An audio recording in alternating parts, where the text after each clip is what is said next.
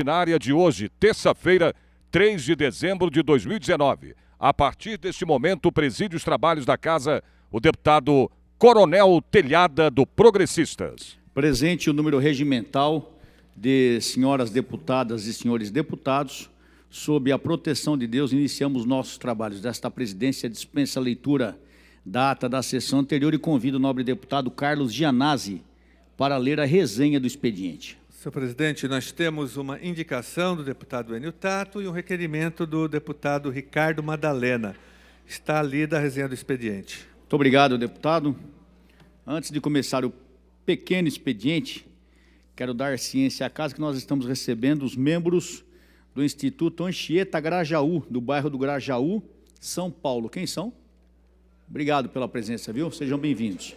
O responsável é o senhor Rodrigo Santos de Oliveira. Ô Sérgio, nós estamos sem sinal de televisão, está passando ou não? Está no ar?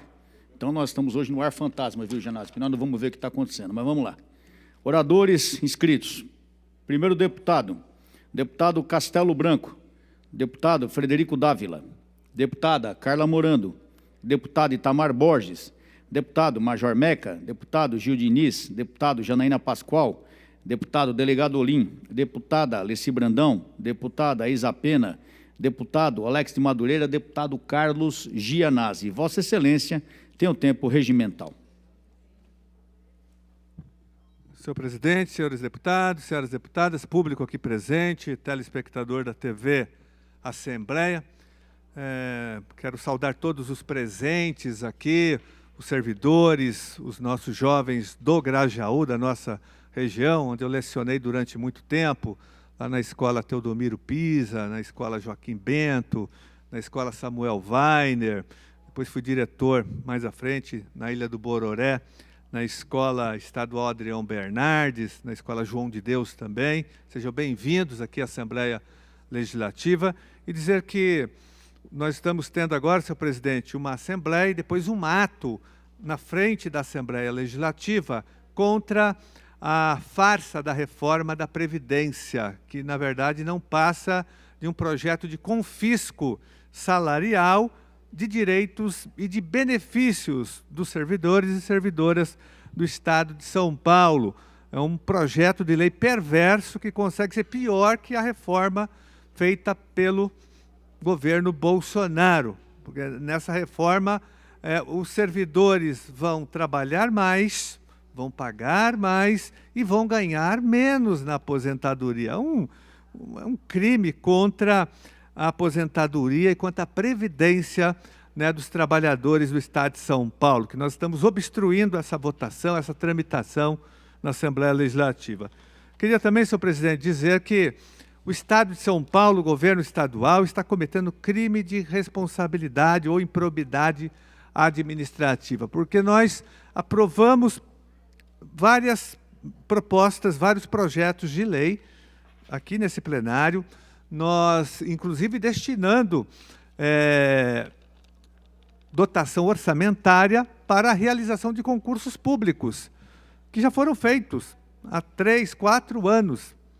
E, no entanto, o governo não chama as pessoas aprovadas. E, no entanto, existem milhares de vagas desses cargos. Eu já queria citar alguns, senhor presidente, e não só o governo estadual, mas como o Tribunal de Justiça, o Ministério Público, a Defensoria Pública do Estado de São Paulo. Eu quero fazer aqui um registro em relação aos mais urgentes, né? O cargo de diretor de escola da rede estadual, que inclusive está vencendo agora, e o governo não prorrogou, ainda tem que prorrogar a validade desse concurso e fazer a chamada imediata. O concurso de supervisor de ensino também, senhor presidente, que é um absurdo. Não houve, o governo não chama os supervisores, nós aprovamos o projeto aqui, aprovamos dotação orçamentária para a chamada, e nada. E na educação nós temos outros cargos ainda que também não houve a chamada. Agentes de organização escolar, as nossas escolas estão praticamente esvaziadas, nós não temos funcionários do quadro do apoio escolar. E os agentes de organização escolar não estão sendo chamados, e as nossas escolas totalmente abandonadas com falta desses servidores. No Tribunal de Justiça acontece o mesmo em relação aos escreventes aos assistentes sociais e psicólogos, concursos feitos com aprovação da Assembleia Legislativa, tem recursos, e a chamada que foi feita agora foi muito lenta e muito aquém das verdadeiras necessidades de atendimento da população no Tribunal de Justiça do Estado de São Paulo. Então, nós exigimos, senhor presidente, e apelamos ao presidente do Tribunal de Justiça que faça a chamada imediata de todos os aprovados no concurso de escrevente e de assistente social e psicólogo do Tribunal de Justiça do Poder Judiciário. O mesmo eu estendo para o Ministério Público Estadual, onde nós aprovamos o concurso de oficial de promotoria, e também até agora o concurso está parado, né, com centenas de pessoas aprovadas, o MP com falta de funcionários, e isso impede o pleno funcionamento do Ministério Público, que faz um trabalho importante de garantia de direitos e combate à corrupção aqui no Estado de São Paulo. Mas faltam funcionários. Então, faltam funcionários no Ministério Público, mas tem concurso, tem aprovados, o MP não chama. Tribunal de Justiça, faltam funcionários, há um déficit enorme de servidores, dificultando, inclusive, o acesso da população à justiça, que fica mais morosa, mais lenta, prejudicando toda a população do Estado. E nós aprovamos, como eu disse, o concurso aqui para assistente social, para psicólogo, para escrevente. Tem que fazer a chamada. Faço aqui novamente um apelo ao presidente do TJ. E nas outras áreas do Estado de São Paulo, eu citei aqui só o caso da educação, o concurso de diretor de escola e de supervisor de ensino. Tem milhares de cargos vagos em todo o Estado, e o Estado não faz a chamada, deputada Alice Brandão. Um absurdo total. Parece que o Estado quer precarizar, né, os contratos, quer ficar só designando e nomeando servidores para ter o controle político e ideológico desses servidores. Nós queremos servidores concursados, efetivados, porque eles passaram no concurso e devem assumir os seus respectivos cargos. Muito obrigado, senhor presidente. Só lembrando, senhor presidente, que eu já ingressei fui ao Ministério Público, protocolei uma representação contra essa improbidade administrativa do Estado, e nós estamos pressionando o MP e o Tribunal de Justiça para que haja a chamada imediata de todos os aprovados. Muito obrigado. Obrigado, senhor deputado. Solicito que o senhor assuma a presidência dos trabalhos.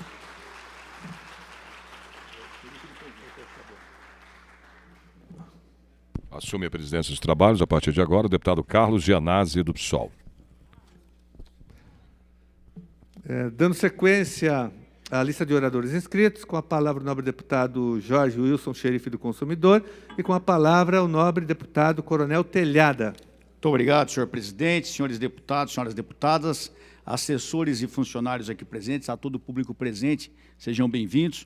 Quero saudar aqui nossa assistência policial militar na figura do cabo Pellegrini e da cabo Ana, que estão todo dia nos protegendo aqui. Quero começar nossas falas de hoje dizendo que nesse dia 3 de dezembro é o aniversário da cidade de Iguape. Então, um abraço a todos os amigos e amigas da querida cidade de Iguape, também contem com o nosso trabalho. Hoje, no dia 3 também, é o Dia Internacional da Pessoa com Deficiência. Um problema muito sério que a sociedade tem que se preocupar com a mobilidade urbana, com a acessibilidade. Portanto, hoje é o Dia Internacional das Pessoas com Deficiência, contem com o nosso trabalho aqui também na Assembleia. E também hoje, no dia 3, é o Dia do Delegado de Polícia. Quero mandar um abraço a todos os amigos delegados de polícia, em especial ao nosso amigo delegado Olim aqui, nosso companheiro já no segundo mandato. Um abraço a todos, bom trabalho e contem com o nosso serviço aqui na Assembleia Legislativa também. Hoje nós tivemos a formatura de mais 2.080 novos soldados da Polícia Militar, que aconteceu hoje pela manhã, nesse dia 13 de dezembro, lá no Sambódromo, lá no Anhembi, onde nós participamos junto com o vice-governador Rodrigo Garcia, com mais alguns deputados. Então, parabéns a esses 2.080 novos soldados que a partir de amanhã já estarão trabalhando no policiamento no estado de São Paulo. Falando em polícia militar, eu não posso deixar de falar aqui da fatalidade que aconteceu esse final de semana, com a morte de 9 pessoas, que agora todo mundo quer colocar a culpa só na polícia militar, sendo que eu entendo aqui que nós temos inúmeros culpados dessa cena, e me mandaram aqui um vídeo que não foi transmitido ainda, do famoso baile da 17. Está no ponto, Machado, por favor? Onde são dados tiros, onde pessoas são espancadas, mas não tem um policial militar, eles mesmos se espancam, eles mesmos se atiram. Pode soltar, por favor. O maluco aí bateu muito a mim, né, mano? O maluco deve... Olha o 17 aí, ó. Paulada, é tiro, o que é normal lá, né? Isso em plena luz do dia, imagina na madruga como é que funciona.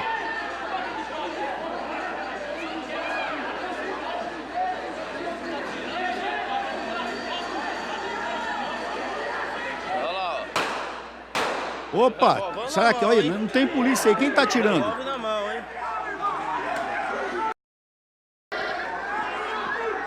E o revólver na mão, ó. Isso aí é favela, ó. 17 aí, ó.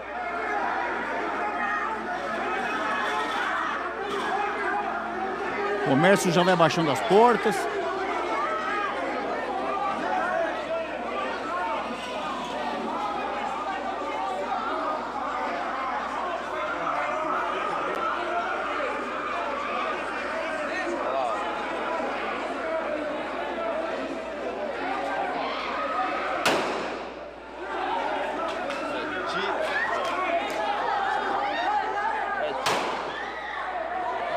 Tiro pra todo lado, um atirando aqui pra cima. Aí, ó. Pois é, isso é o normal lá. Quem gravou foi um morador. É o que acontece normalmente. Nesse dia, não só nesse dia, como na noite, menores desacompanhados. Dos 9 que morreram, 5 são menores de idade. Nenhum deles mora na favela do Paraisópolis. Ou seja, eu vi aqui deputados falando que o jovem na periferia ele não tem lazer, ele não tem oportunidade. É interessante, o cara sai da Zona Norte para ir para Paraisópolis, sai da Zona Sul, Zona Leste para ir para Paraisópolis e não tem oportunidade. Eu acho interessante, do mesmo jeito que ele podia para o Paraisópolis, ele podia ir para o centro, podia ir para outros lugares. Mas não, o que nós sabemos e todo mundo sabe é que no local tem tráfico de entorpecente, tráfico de armas, é só ver os caras armados, prostituição infantil, as mulheres são relegadas a um trabalho de quase escrava sexual, é o que acontece. Nós temos inúmeras imagens que nós não vamos mostrar também, que é respeitando as senhoras, mas é o que acontece. E ninguém faz nada. Quando essa desgraça anunciada, eu tenho uma lei aqui junto com o Coronel Camilo, contra os famigerados pancadões. E há muito tempo vem se pregando que aconteceria esse problema. Agora aconteceu, mas a culpa é só da Polícia Militar. Cadê os pais que não controlavam essas crianças? Cadê a fiscalização pública que não ia em cima disso aí?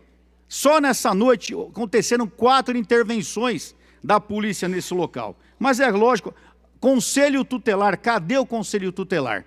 E eu queria lembrar também aqui, pode pôr a foto dos dois, por favor, que nesse mesmo lugar foi sequestrada, estuprada e morta uma policial homossexual, preta, negra da periferia, e ninguém filmou nada, não tinha uma gravação. É interessante isso. Ela ficou mais de 15 dias desaparecida e não teve um indício. Ninguém sabia nada. Mas quando é a polícia, começa a aparecer um monte de gravações. Aliás, boa parte dessas gravações nem são do dia. Muitas gravações são antigas e as pessoas estão jogando e está sendo averiguado isso aí. Quando aconteceu com a soldado Juliane, ninguém viu nada. O sargento Ruas, que foi morto lá dentro, há um mês atrás, ninguém viu nada. Então é uma fatalidade que já estava sendo prevista há muito tempo. A Polícia Militar, e eu digo mais, se eu fosse o secretário de Segurança Pública, eu ia fazer uma operação no Paraisópolis, eu ia ficar 1 mês, 2 meses lá dentro com a tropa de choque, para acabar com essa zona de uma vez por todas. Porque o tráfico de entorpecente lá dentro impera. Eu não sei se vocês sabem, nós temos informações que muitos criminosos do Rio de Janeiro estão ocupando essa favela, com o tráfico de entorpecente, armamento pesado, tanto que o sargento Russo foi vítima disso. Então, o que mais terá que acontecer para que a gente tome providências urgentes? Porque quando acontece a desgraça, só tem um culpado, a Polícia Militar. Por quê? Porque todas as outras autoridades, todos os outros responsáveis se eximem de qualquer culpa. Infelizmente, a Polícia Militar é culpada de tudo. Eu pergunto, o que nós queremos? Uma sociedade organizada, segura, ou uma zona total? Se for a zona total, é fácil. É só dar ordem para a Polícia Militar não interferir em mais nenhum pancadão. Agora, a população que depois não venha pedir socorro, porque as mesmas pessoas que ligaram para a Polícia Militar nesse dia solicitando apoio, agora não comparecem para prestar seu apoio à Polícia Militar. Então, a realidade é uma só. Se tem problema, quem resolve é a Polícia Militar. Mas a hora que dá problema, a Polícia Militar está isolada e sozinha, porque todos os demais órgãos se acovardam. Muito obrigado, senhor presidente. Dando sequência à lista de oradores inscritos, com a palavra o nobre deputado Conte Lopes, com a palavra o deputado Dr. Jorge Lula do Carmo, com a palavra o deputado Douglas Garcia, com a palavra a deputada professora Bebel Lula, com a palavra o deputado Adalberto Freitas, lista suplementar, com a palavra Sebastião Santos, com a palavra deputada Carla Morando, com a palavra a deputada Maria Lúcia Amari, com a palavra o deputado Daniel José, com a palavra o deputado Edmir Chedi, com a palavra o deputado Jorge Wilson, xerife do consumidor, e com a palavra a deputada Alessi Brandão. Neste momento, sobe à tribuna a deputada Alessi Brandão, do PCdoB. Lembrando a você, telespectador, que além da Rede Alesp, você acompanha essa transmissão da sessão ordinária nesse pequeno expediente através da internet, do nosso site, que é o al.sp.gov.br, e no YouTube. Com a palavra, a deputada Alessi Brandão. Senhor presidente, coronel Telhada, senhores deputados, assessoria civil, militar, público que nos assiste aí pela nossa TV Alesp, queria cumprimentar aí todo o pessoal do Instituto Anchieta do Grajaú, que estão nos visitando hoje aí na galeria, cumprimentar todos os servidores públicos que também estão aí aguardando a votação, né, de mais tarde. A gente não sabe ainda como é que as coisas vão se desencadear aqui. Aliás, me parece que hoje virá aqui o secretário, né, das Finanças, enfim, para fazer no Colégio de Líderes a sua explicação por que está havendo tanto corte para os servidores públicos. Eu costumo dizer o seguinte: a gente tem uma história de vida um pouco longa, mas durante toda a nossa caminhada de arte, a gente sempre defendeu trabalhadores, sempre defendemos os menos favorecidos e sempre defendi, coronel Telhada, os negros, pobres, jovens das favelas. Sei que Vossa Excelência tem razão em muita coisa que foi dita aqui. Nós não temos nada absolutamente, pessoalmente, contra a Polícia Militar. Ontem eu fiz questão de falar isso aqui. Eu não costumo acusar ninguém. Agora, o que a gente tem que falar é o seguinte: o senhor lembra quando eu apresentei aquele projeto que a deputada Valéria Bolsonaro pediu vistas e não deixa passar de jeito nenhum? Eu preciso que, um dia, o funk seja entendido como musical e cultural. Que o funk que eu conheci tinham letras sociais. Eu tenho uma história de vida dentro da cultura. Eu nunca quis pedir apoio para pancadão, eu nunca pedi apoio para funk que fala palavrão, eu nunca pedi apoio que fala, inclusive, coisas horríveis contra as mulheres. Eu jamais faria isso. Agora, o funk é um segmento musical. A juventude do Brasil, não é só de São Paulo, não é só da favela, ela gosta de funk, ela dança, porque é um ritmo que faz as pessoas dançarem, faz as pessoas se alegrarem. O que acontece com o jovem da periferia é o seguinte: ele não tem lá teatro, ele não tem cinema, ele não tem projeto cultural promovido pelo Estado. O Estado, nas suas políticas públicas, ele não cuida do jovem da periferia, porque esse pessoal tem que ficar lá, tratado dentro de casa, não pode sair, não tem dinheiro para ir para a balada, porque a balada só pela roupa dele já não vai deixar passar nem na porta, porque você sabe que essa coisa do preconceito é uma coisa imediata. Então, esse jovem, ele fica guardado dentro de casa. Ele tem que ficar, sabe, guardado lá dentro do barraco, seja onde for. Ele não tem o direito de ter lazer. Então, o que a gente defende aqui é que o Estado, novamente eu falo do Estado, porque ontem um deputado aqui falou que o Estado não tem culpa de nada. Tem sim, o Estado tem obrigação, tem responsabilidade, e na hora que são feitos os programas de secretarias de cultura, de educação, enfim, eles têm que pensar nessas pessoas que não têm o acesso, que não têm, sabe, a inclusão, porque a gente sabe que aqui existem diferenças na sociedade. Existem aqueles que são os pobres, enfim, que estão largados para lá, e existe o pessoal que tem poder aquisitivo e que pode frequentar qualquer lugar. Tem direito à cultura, tem direito a lazer, tem direito à diversão. Só que esses jovens também têm que ter essa oportunidade. Então, acho que é uma discussão que ela vai se alongar muito, porque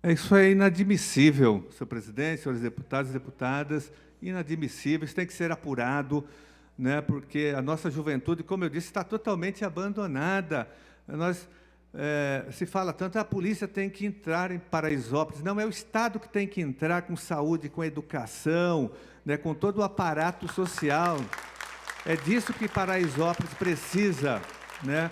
Porque muitos adolescentes que estiveram presentes nesse baile funk vieram, inclusive, de outras regiões, por falta de opção de lazer. O único lazer hoje que o jovem tem é realmente o baile funk, porque o Estado não oferece mais nada, e depois eles são criminalizados. Eu fiquei chocado, porque ontem várias intervenções foram feitas aqui no plenário, o deputado José Américo, criminalizando esses jovens, deputado vindo aqui na tribuna, porque que ele saiu lá da Zona Norte e foi em Paraisópolis se divertir, né? Quer dizer, um menino de 14 anos que sai da sua casa, numa região distante, para se divertir, é criminalizado porque não tinha acesso de lazer, de cultura, faltam espaços de lazer e de cultura na periferia, não tem uma política pública nessa direção, né? A periferia totalmente abandonada. Eu agora mesmo, né, com os nossos jovens do Grajaú, que tem no Grajaú não tem casa de cultura, não tem espaço de lazer,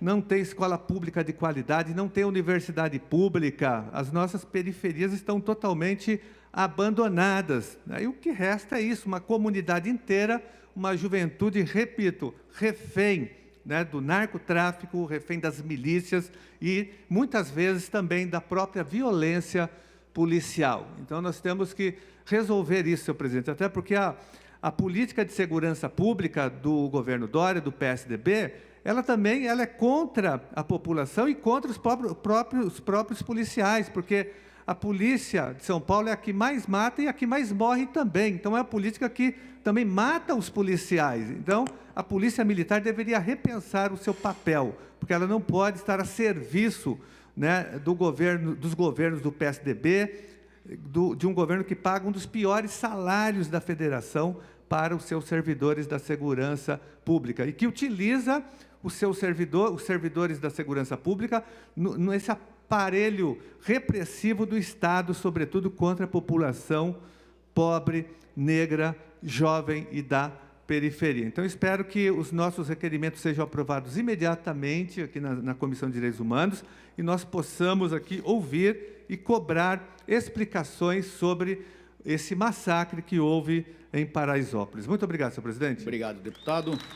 Próxima deputada, a deputada Mônica Seixas. Nesse momento, na tribuna, para sua fala pelo tempo regimental de 5 minutos, nesse pequeno expediente, a deputada Mônica, da bancada ativista. Tem sido dias muito difíceis para a gente que está aqui desse lado e que tem alguma humanidade ainda no coração.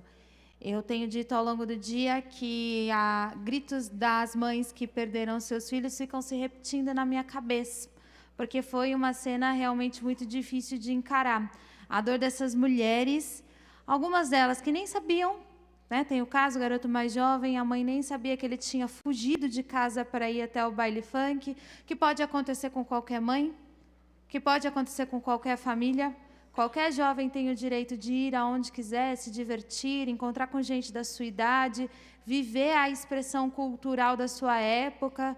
E quem aqui me disser que seu filho adolescente, que seu filho criança, sua filha criança, não escuta funk, eu acho que vai estar mentindo, porque é a maior expressão cultural da nossa época. Eu mesma tenho um problema, que acordo todos os domingos, queria descansar, e a molecada do prédio vizinho, cujo salão de festa fica bem na minha janela, ouvindo funk cotidianamente. Acho que essa Assembleia deveria estar de luto. Acho que a Secretaria de Segurança Pública deveria estar fazendo uma revisão do que é a Operação Pancadão.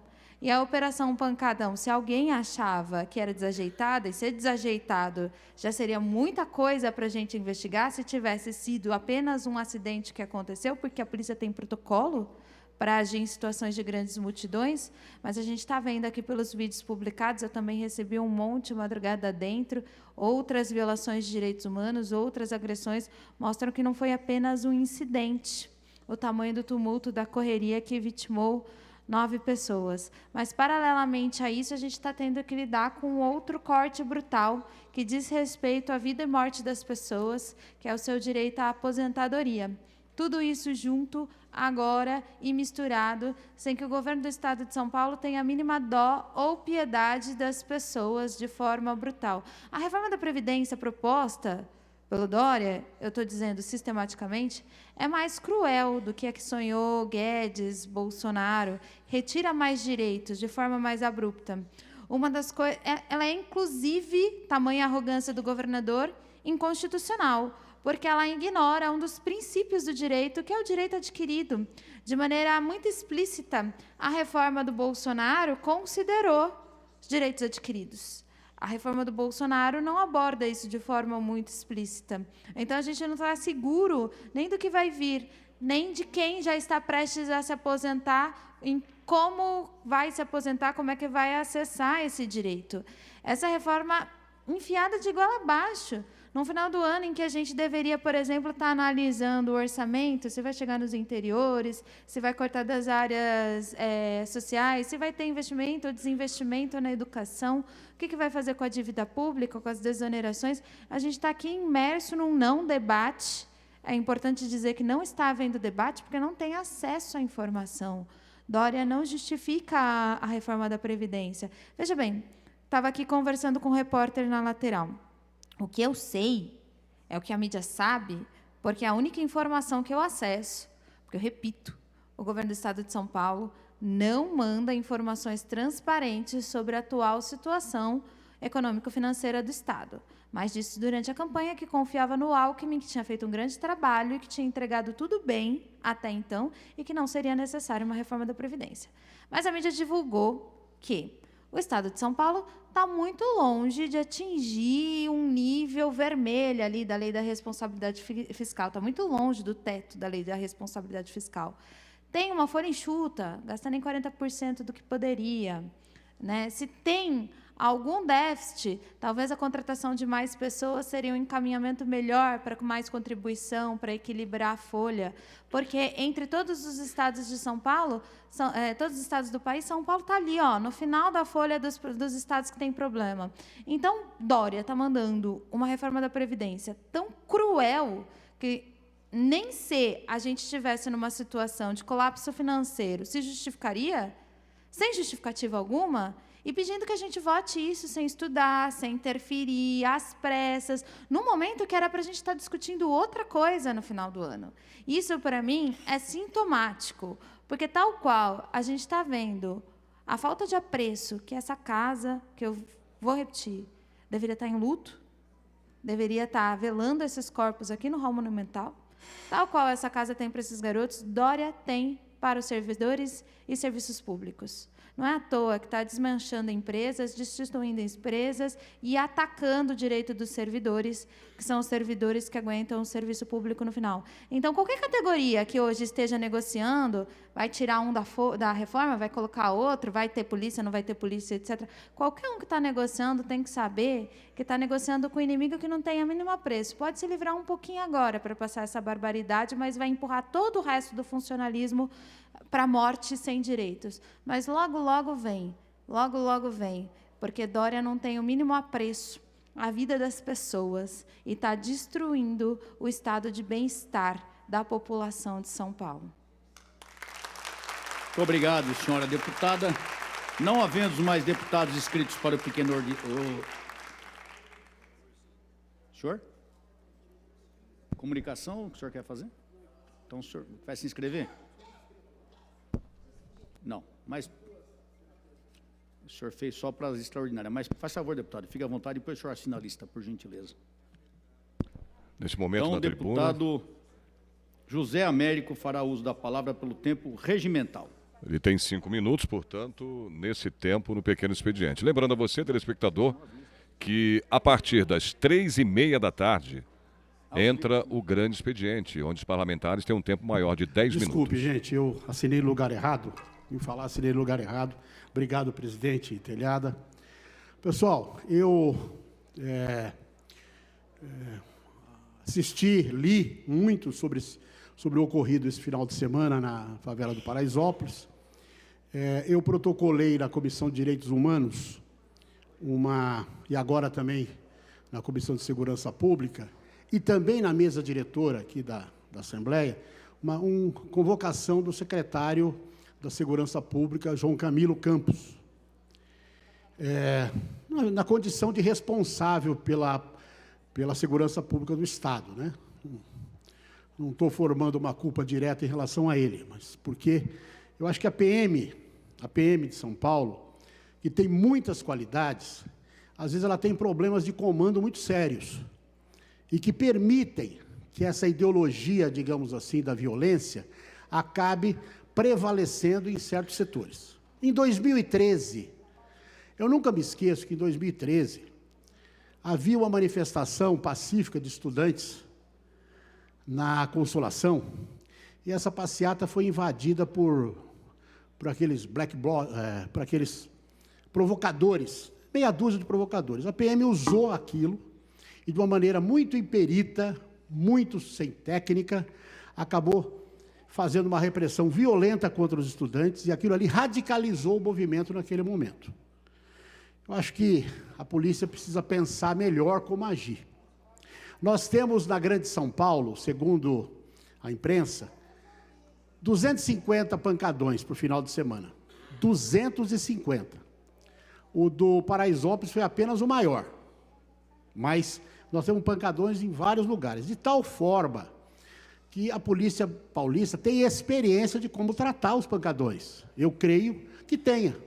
Até porque, se você pegar, não temos tantos problemas assim na cidade com 300 pancadões. Ou estão deixando a Deus dará, ou tem algum nível de tratamento racional do problema. Quero crer que tem uma forma racional de tratar esse problema, e quero crer que tem experiência para isso. De tal forma que não poderia ter cometido o que cometeu no final de semana em Paraisópolis. Tudo indica que havia da parte, pelo menos de uma parte dos PMs, uma operação do comando da PM naquela região, uma operação de saturação, como uma espécie de represália à morte de um sargento da PM por bandidos na semana anterior, lá no Paraisópolis. Então, essa operação de saturação, ela estava meio que culpabilizando a comunidade pelo aquilo que aconteceu. Esse tipo de repressão não existe mais. Essa é o tipo de repressão que não deu certo no Vietnã, não deu certo na Argélia. Vocês sabiam disso, gente? É a chamada repressão de baixa intensidade. Acontece uma coisa num determinado lugar, você oprime a população civil para que ela expulse os guerrilheiros ou os bandidos, etc, etc. Isso é irracional. Você não faz isso, mas nem contra inimigo, que não dá certo, né? Como dirá com a população civil do seu país, né? Da sua cidade, do seu estado. Então, essa operação saturação ou operação de baixa intensidade está errada. Não se pode aplicar contra a população civil. A polícia tem que estar lá para fazer ação policial. Não quero entrar no mérito. Se a polícia achasse que não era para instalar aquele pancadão naquele dia, não instala. Ocupa com algumas horas de antecedência e não deixa instalar. É simples assim, né? Se de repente há razões policiais que justifiquem não instalar, não deixa instalar. Alguns pancadões de São Paulo são tratados dessa forma, que na minha opinião é correta. Tem problema policial. Naquele dia, a polícia vai investigar. Então, é melhor que não tenha um pancadão. Vai lá e ocupa e não deixa acontecer o pancadão. É simples assim. Agora, quando junta 5.000 pessoas e você vai reprimir com a falta de experiência ou com a prevenção de espírito daquele rapaz que batia nos garotos com pau, você só pode acontecer o que aconteceu. Então, eu acho, em primeiro lugar, nós temos que ouvir o secretário da Segurança. Em segundo lugar, o comandante da operação na região tem que estar afastado imediatamente. Imediatamente. Ele foi irresponsável. Ele não podia deixar aquilo acontecer. Foi a Record, gente. A Record é uma emissora. Já estou terminando. É uma emissora do establishment que colocou essas cenas de hoje que o Janazzi colocou. E eu vi outras tantas. Tem que afastar o sujeito da área, deter os policiais envolvidos, apurar rigorosamente, e o secretário da Segurança vir aqui nos explicar o que aconteceu, e o Dória parar de dar declarações irresponsáveis, como ele fez na primeira entrevista coletiva dele ontem. Muito obrigado. Muito obrigado, deputado. O próximo deputado é o deputado Dirceu Dalben. Nesse momento, na tribuna, para a sua palavra, nesse pequeno expediente, o deputado Dirceu Dalben. Senhor presidente, nobres deputados, deputadas, público presente, nossos colegas de trabalho, em primeiro lugar, sempre agradecendo a Deus pela vida, pela saúde e permitir a nós todos estarmos aqui, cumprindo o nosso direito, direito de representar o povo paulista aqui na Assembleia Legislativa. Senhor presidente, o que me traz aqui à tribuna é retomar um assunto que há alguns dias atrás eu comentei, sobre a renovação da outorga antecipada do sistema ferroviário paulista. Estive no Tribunal de Contas da União, acompanhando a audiência, e depois em visita a algumas cidades paulistas, onde estamos trabalhando com relação a esse tema. Um transporte que, no primórdio, era um dos transportes mais importantes do nosso país, do nosso estado, e com o passar do tempo, acabou se perdendo no tempo. Mas estamos retomando agora essa discussão já há alguns anos e, mais precisamente, nesses últimos dias, acompanhando de perto, e agora nós temos boas novas, presidente, deputado Coronel Telhado. O Tribunal de Contas da União acabou por aprovar a renovação antecipada do sistema malha ferroviária paulista e de uma modalidade diferenciada, como eu tinha comentado aqui.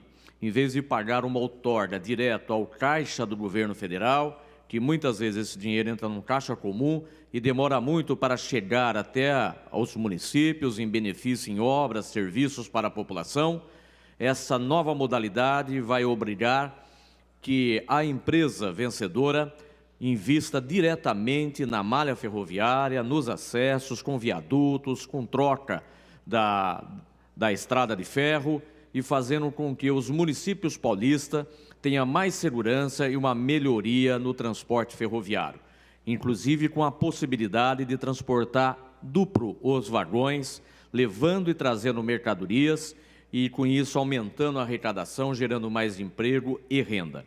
E também nessa esteira do transporte ferroviário de mercadoria, de cargas, também conseguimos a implantação do trem intercidades, que vai ligar aqui a capital, a cidade de São Paulo, até a cidade de Campinas no primeiro momento. E no segundo momento, trabalhando para que chegue até mais o interior do estado. São José de Rio Preto, Ribeirão Preto, Araraquara, enfim, toda essa grande região paulista, implantando novamente o transporte de trem de passageiros, numa condições de favorecer ainda mais o transporte das pessoas.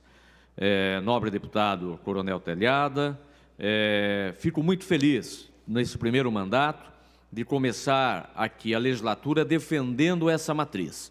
E agora, com esse anúncio do ministro Nardes, que foi o relator, e aprovação pelo pleno do TCU, o governo federal já está providenciando a renovação da outorga e, com isso, a obrigação da concessionária de imediato após a assinatura, começar as obras de infraestrutura. Toda a região de São José do Rio Preto terá um investimento para melhorar o trânsito ali, porque a linha de trem atravessa a cidade. Na região de Rio Claro, a mesma coisa. Na região de Sumaré, Hortolândia, Campinas, Nova Odessa, Americana, terá pontilhões, obras de arte, onde o trânsito será facilitado para os motoristas de carro de pneu, de carro de passageiro, ônibus, e também teremos uma estrada de ferro moderna, atualizada, ligando todo o nosso país, porque a Ferrovia Paulista vai dar acesso a toda a ferrovia que vem do norte, do nordeste e também do sul, da região de Mato Grosso, e fazer com que toda essa mercadoria circule e vá ao Porto de Santos, aos aeroportos do estado de São Paulo, e com isso gera emprego, renda e melhora a arrecadação de ICMS para o nosso estado. E além do que, a implantação do transporte de passageiros também. É isso, senhor presidente, que eu tinha para dizer nesse primeiro momento, e agradeço a atenção e a oportunidade. Muito obrigado. Muito obrigado, senhor deputado. Solicito que o deputado Dirceu Dalben assuma a presidência dos trabalhos. Neste momento, assume a presidência dos trabalhos o deputado Dirceu Dalben. Próximo orador inscrito, deputado Douglas Garcia. Convido ele a usar a tribuna pelo tempo regimental. Ainda estamos no pequeno expediente, lembrando que a partir das 3h30 entramos no grande expediente. Os deputados têm um tempo maior para sua fala de 10 minutos. Neste momento, sobe a tribuna para suas palavras o deputado Douglas Garcia, do PSL. Muito obrigado, senhor presidente. Quero cumprimentar todos os pares aqui presentes, servidores da Assembleia Legislativa do Estado de São Paulo, público que nos assiste aqui na galeria da Assembleia Legislativa e também nos assiste através da TV Alesp. Com todo o respeito que eu tenho ao deputado José Américo, é um deputado que tem bastante reconhecimento na região pela qual eu fui eleito e também a região onde eu nasci, que é aqui na Zona Sul da cidade de São Paulo. Inclusive, citei bastante ontem no meu discurso, enquanto falava da favela de Paraisópolis. José Américo conhece bem a região de Americanópolis, Cidade Ademar, região onde eu cresci e vivi durante toda a minha vida. Bom, gostaria de começar meu discurso já contrapondo ao que foi dito pelo nobre deputado, uma vez que nós não podemos falar sobre chacina, não podemos falar sobre massacre, uma vez que não houve um tiro de arma de fogo por parte dos policiais militares. A partir desse momento, você já percebe que não teve nenhum tipo de atuação da Polícia Militar no sentido de querer assassinar jovens, periféricos, negros, até porque a maior parte da Polícia Militar também é periférica. Nós temos policiais militares, obviamente, que são negros, nós temos policiais militares, obviamente, que são pobres, então não faz o menor sentido tentar taxar a Polícia Militar de racista, de preconceituosa. Isso é um discurso vencido, que nós já muitas vezes aqui no plenário dessa Assembleia mostramos que é inaceitável. E outra coisa, quando indivíduos atacam você, não é conivente distribuir flores, não é conveniente você responder com uma música do John Lennon, Imagine, de forma alguma. Os policiais militares, eles agiram no estrito dever da legítima defesa, de proteger a si mesmos, quando eles reagiram a esse absurdo que aconteceu lá na favela de Paraisópolis. Nós temos, senhores, infelizmente, por parte do Estado, que estão pedindo para que os PMs sejam investigados, para que os PMs sejam afastados. Ora, não é justamente o pessoal do PT, o pessoal do PSOL, com todo o respeito que eu tenho aqui a nobre deputada, a nossa Beth Saão, com todo o respeito que eu tenho à deputada Mônica, porém não são vocês que tanto falam sobre a questão da presunção de inocência? Ou será que é só o presidente Lula que precisa ter a presunção de inocência? E os policiais militares, eles não têm a dita presunção de inocência? É só aqueles que foram condenados em segunda instância que podem ter o prazer de responder como se não fossem criminosos? E os policiais militares, vocês não têm uma prova contundente, mas sobem aqui e começam a chamá-los de assassinos, começam a chamá-los de promotores de chacinas. Os policiais militares que todo santo dia estão sofrendo nas mãos desse Estado que não os reconhecem. Então, senhores, nós não podemos de forma alguma, fazer com que esses policiais sejam tratados como criminosos, porque nós não estamos agindo com justiça. Para ter justiça, o primeiro que deve ser feito é sim investigar quem promoveu essa simplesmente baderna no bairro de Paraisópolis. Por que não se perguntam quem promoveu o baile funk no bairro de Paraisópolis, na favela de Paraisópolis? Quem promoveu esse baile funk? Essas pessoas é que devem ser responsabilizadas, porque estavam lá menores de idade, fazendo consumo de bebida alcoólica, fazendo uso de drogas. Isso é ilegal, isso é criminoso. Os organizadores do baile da 17 são criminosos, porque permitiram que crianças e adolescentes utilizassem de drogas e bebidas alcoólicas, num lugar que não deveria. E infelizmente não culpo aqui os pais, porque muitas vezes os pais avisam, não vai, não vai, não vai. E ainda assim, infelizmente, a desobediência acontece e agora querem responsabilizar a polícia militar pelo filho não obedecer ao pai e à mãe. Não me parece justo, não é justo e jamais será justo. Falou da Record, mas quero falar aqui também da Rede Globo. Não defendendo a TV Record, não tenho nada ao que defender ou me contrapor, porém, a Rede Globo de televisão simplesmente achincalhou a imagem da polícia militar durante horas e horas e horas. Vocês que tanto dizem que a Globo é golpista, é aquilo outro, de mãos dadas com a Rede Globo de televisão para sujar a imagem de uma instituição tão bela que é a Polícia Militar do Estado de São Paulo. E para finalizar o meu discurso, senhor presidente, para mim não há diferença. Aqueles que defendem a promoção de bailes funk são culpados, sim, pela morte daqueles 9 jovens na favela de Paraisópolis, uma vez que eles são os principais financiadores do tráfico de drogas. Muito obrigado, senhor presidente. Muito bem, dando sequência aos trabalhos, encerrado o pequeno expediente, abrimos o grande expediente. Iremos fazer a chamada dos oradores inscritos para o grande expediente. Sebastião Santos, deputado César, Edmir Chedi, deputada Edna Macedo, deputado Roberto Moraes, deputado professor Kenny, deputado Luiz Fernando Lula da Silva, deputado Caio França, deputado Ed Tomás, deputada Bete Lula Saião. Usar a tribuna pelo tempo regimental. Entramos, portanto, no grande expediente. Na tribuna, para sua fala, a deputada Bete Saão, do PT. Senhor presidente, pessoal que está na galeria, sejam muito bem-vindos mais uma vez a esta Casa de Leis. Estamos aí na luta contra o projeto da Previdência, que a gente acha que não deveria nem ter sido protocolado aqui nesta casa, mas, infelizmente, foi. Mas, hoje, eu queria primeiro, senhor presidente, dizer que nós vamos protocolar uma carta da Federação Árabe Palestina do Brasil à ONU.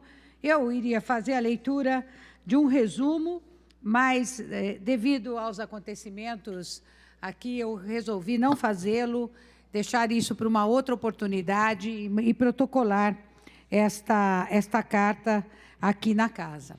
Mas, retomando a questão de Paraisópolis, eu vou dizer uma coisa para vocês, vou relatar aqui como eu me senti no domingo, que eu estava na minha casa, no interior, Catanduva, acompanhando, e estava lá assistindo as coisas e tal, vendo um filminho, conversando com os meus familiares, de repente vem essa notícia. Aí eu comecei a ver, acompanhar tudo, dali a pouco começaram a vir os vídeos. Sinceramente, eu quase passei mal, porque de ver tamanha crueldade e tamanha covardia.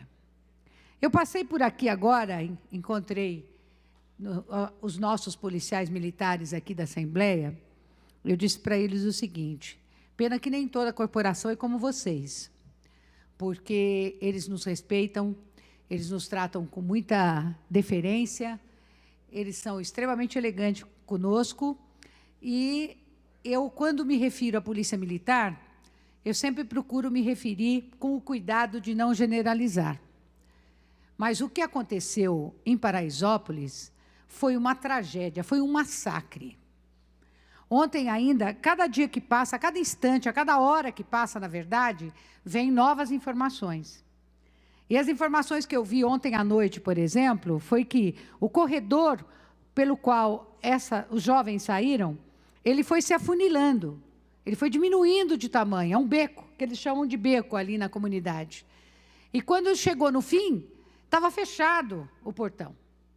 Então, alguns vídeos mostram eles em desespero, retornando, inclusive, para ver se tinha alguma saída, mas não tinha. A única saída que os encontrava, infelizmente, era a violência de alguns policiais que ali estavam. Agora, realmente nenhum policial tirou a arma para matar, mas não precisa tirar a arma para matar. Precisa ter a concepção da atitude violenta para matar. É isso que mata. Precisa ter um governador que vem, infelizmente, numa coletiva à imprensa e diz o seguinte: está certo, é isso mesmo, vai continuar agindo desse jeito. Que exemplo que esse governador dá? Ele é o grande responsável por essas mortes. Ele, governador João Dória, que é o grande responsável por essas mortes. Não é os soldados que estão ali, nós precisamos avaliar. Porque estão sob estresse, às vezes estão sob tensão. Os pancadões são manifestações culturais de uma juventude que não tem o que fazer, de uma juventude que não lhe é oferecido nada nas periferias dos grandes centros urbanos. E é a maneira que eles têm criativa de poder dar vazão à sua energia, uma energia que é típica da idade. Uma idade que é permeada pela irreverência, pela criatividade. É assim que são os jovens, e é assim que os governos têm que respeitá-los. Mas aqui no Brasil, sabe como a gente faz para tratar os jovens desse país? Mate-os, sobretudo se eles forem pretos e pobres e morem na periferia. Aí é um prato cheio para isso acontecer. Não é possível que nós só venhamos aqui trazermos as nossas indignações. Indignado a gente fica, chorar a gente chora, parte o coração de cada um de nós.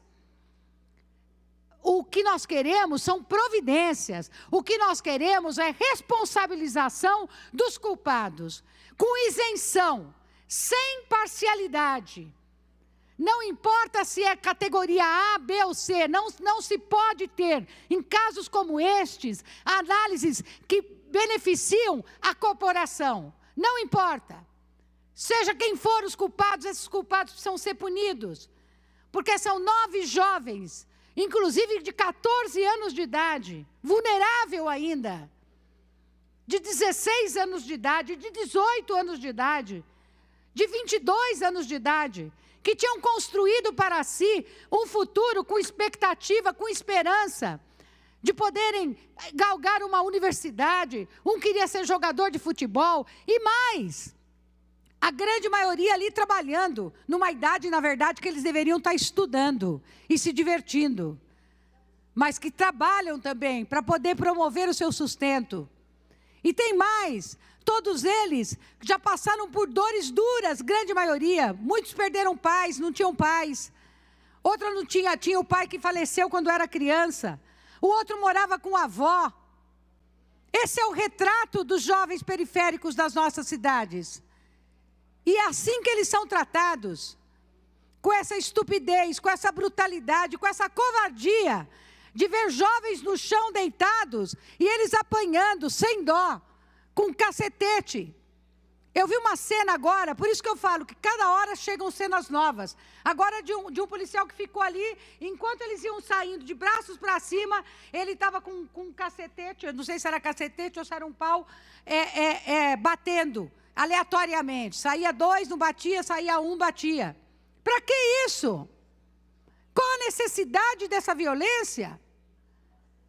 O que nós temos que oferecer para eles, nós não oferecemos.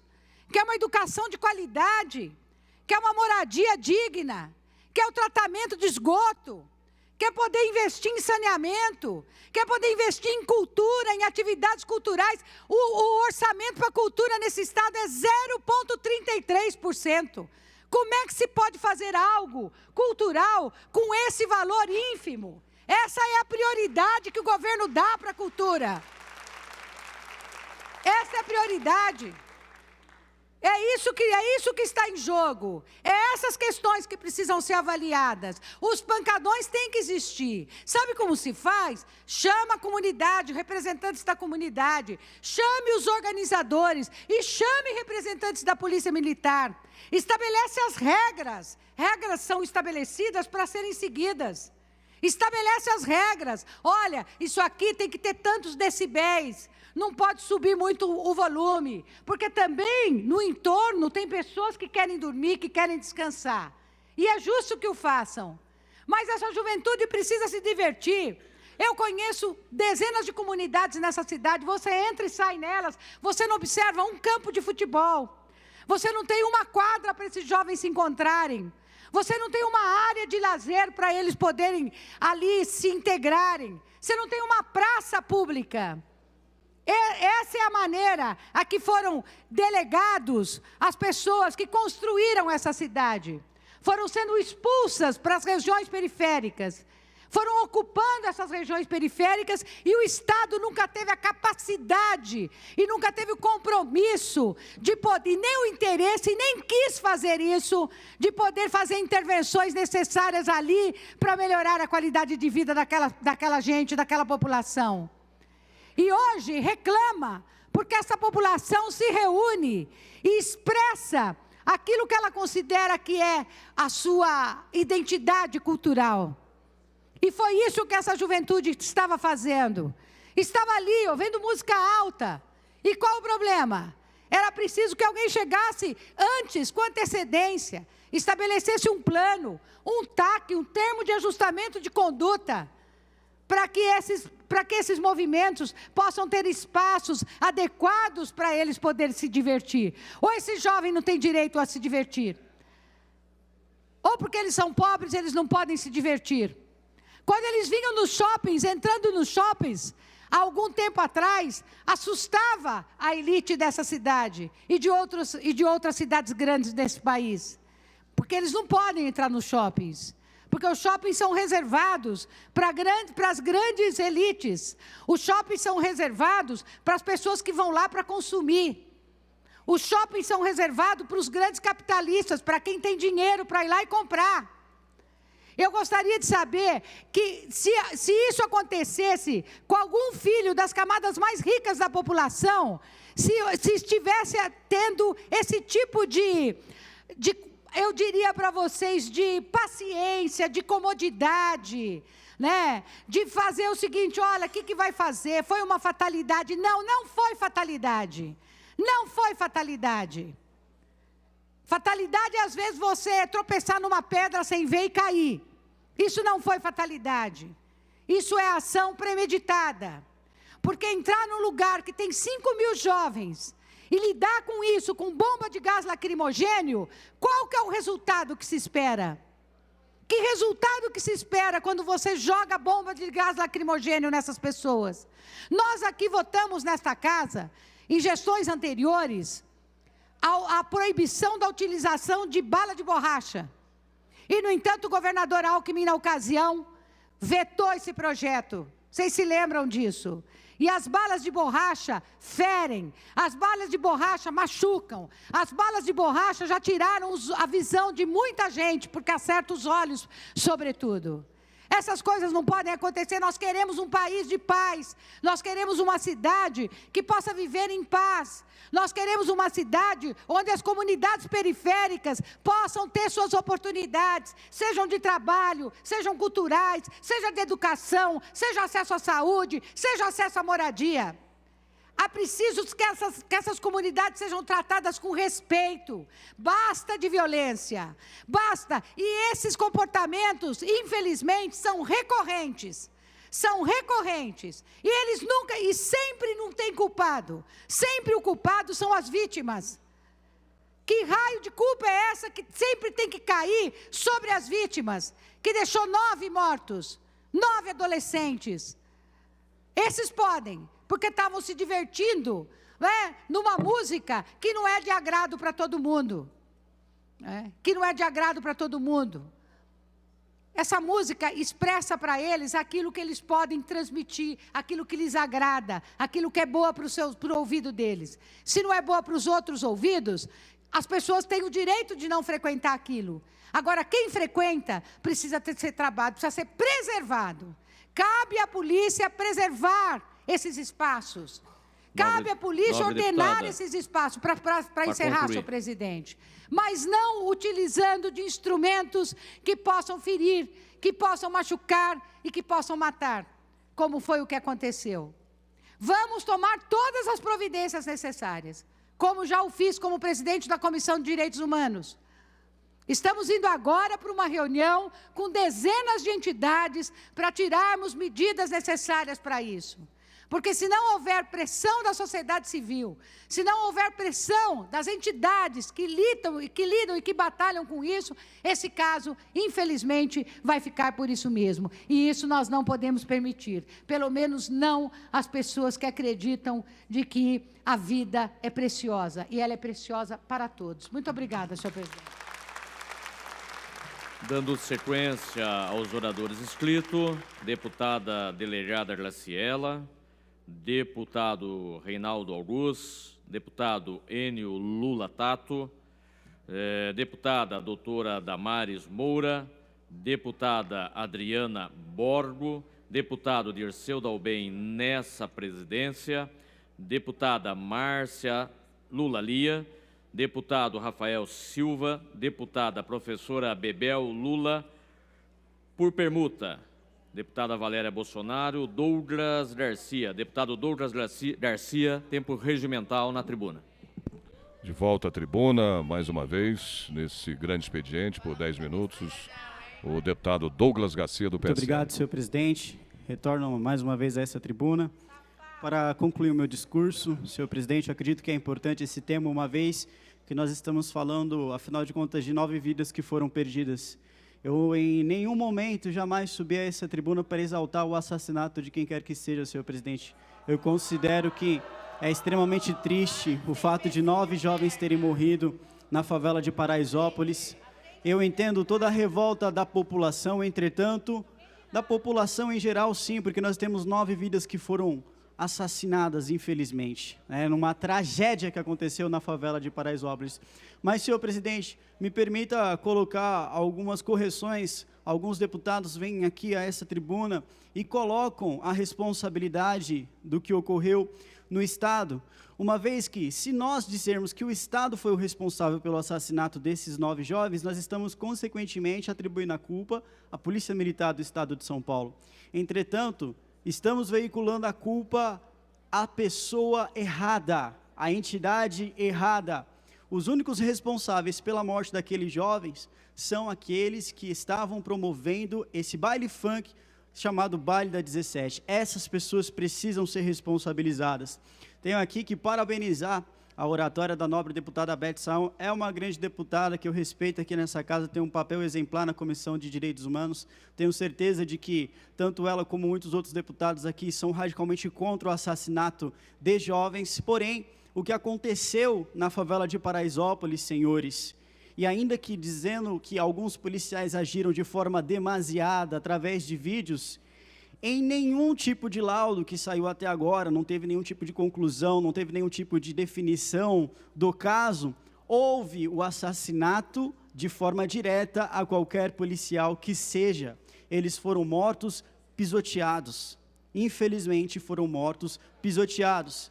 Essa é a versão tanto da imprensa, essa é a versão tanto da Polícia Militar, essa é a versão contada por todos, é um consenso. Eles foram mortos pisoteados, não houve nenhum tiro por parte da Polícia Militar. Inclusive, eu fico aqui impressionado com o fato da deputada Beth Saon concordar que não é necessária a utilização de armas de fogo para assassinar alguém. Ora, vejam só. Fico me perguntando, então, por que o PT é radicalmente contra o porte e a posse de armas de fogo? Nós temos registrado nos anais dessa Assembleia Legislativa um deputado representante do Partido dos Trabalhadores dizendo que armas não matam pessoas, mas que pessoas matam pessoas. E eu quero que isso seja utilizado daqui para frente quando vierem com discursos desarmamentistas. Voltando a falar especificamente sobre o tema, é muito triste o fato de 9 jovens terem sido assassinados. Porém, isso seria triste em qualquer lugar, seja na favela, seja em bairro nobre. Essa característica que alguns têm de querer jogar as pessoas nessa luta de classe, tentando separar entre brancos e negros, homens e mulheres, gays e héteros, pobres e ricos. A população brasileira é feita por pessoas trabalhadoras, é feita por pessoas que infelizmente sofreu os desmandos e mais desmandos de anos e anos do PT no poder, obviamente. Tanto pregam para diminuir a questão da marginalidade e da pobreza, quando tinham a oportunidade de acabar com a pobreza, não acabaram. Apenas nós temos hoje consequência direta daquilo que foi os governos de Lula, os governos de Dilma Rousseff. Os únicos milhões que eles tiraram da pobreza foi o dinheiro do pobre e colocou no próprio bolso. Infelizmente foi isso que aconteceu.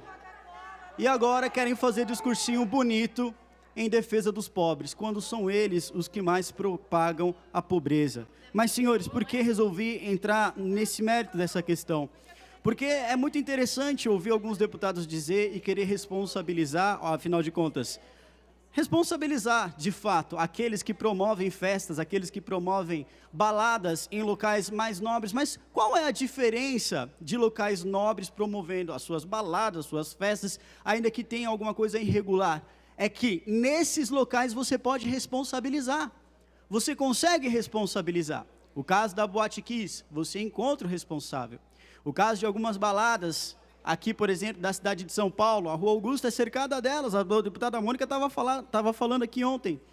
Você consegue responsabilizar, veicular, olha só, você foi o responsável por promover essa festa, mas o que aconteceu na favela de Paraisópolis? É necessário que o Ministério Público do Estado de São Paulo investigue quem organizou aquele evento. Porque é claro que se dentro de um bairro nobre, o organizador de uma festa entregasse bebida alcoólica a um menor e fosse denunciado, ele responderia de acordo com a lei. Se o organizador de uma festa distribuísse drogas a um menor, ele responderia de acordo com a lei.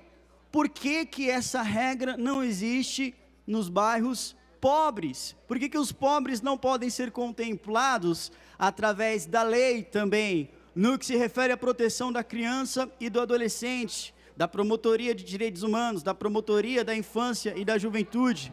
Ora, é muito fácil você acusar, é muito fácil você falar e você simplesmente dar as costas para as nossas crianças.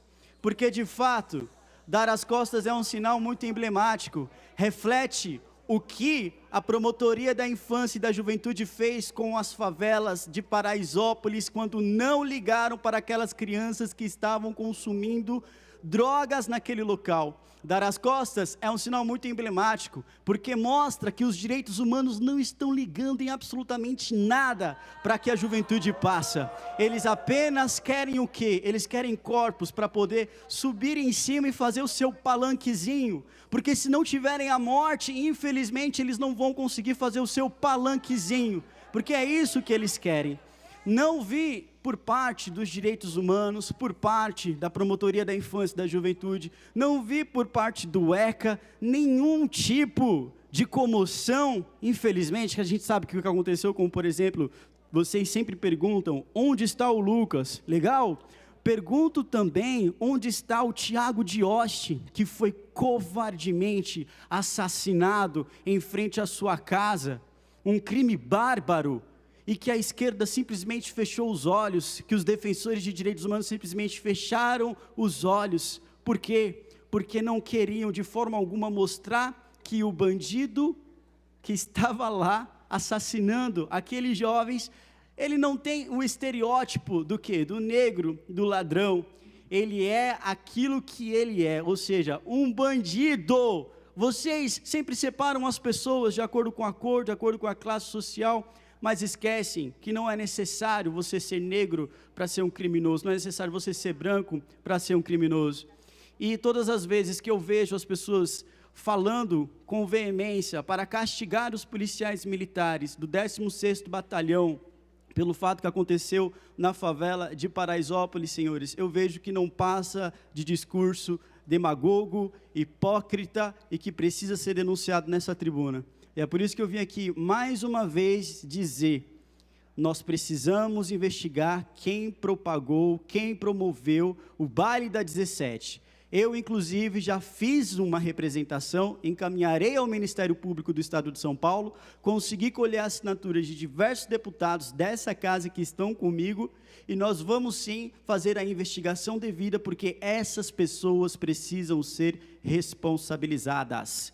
É essa a palavra, responsabilizadas, porque nós estamos cansados. E não adianta dizer que isso se trata de uma expressão de cultura ou uma censura à expressão artística e cultural. Porque, senhores, dizer, abre aspas, matar os polícias é a nossa meta, fecha aspas, isso não é expressão de cultura. Isso é uma apologia ao crime. E isso foi aprovado nessa Casa Legislativa, através da exaltação a um criminoso. Porque quem faz apologia ao crime, criminoso também é. E essa casa exaltou o dia do funk com um cara que escreveu isso: matar os polícia é a nossa meta. E é esse tipo de música que é propagada em baile funk.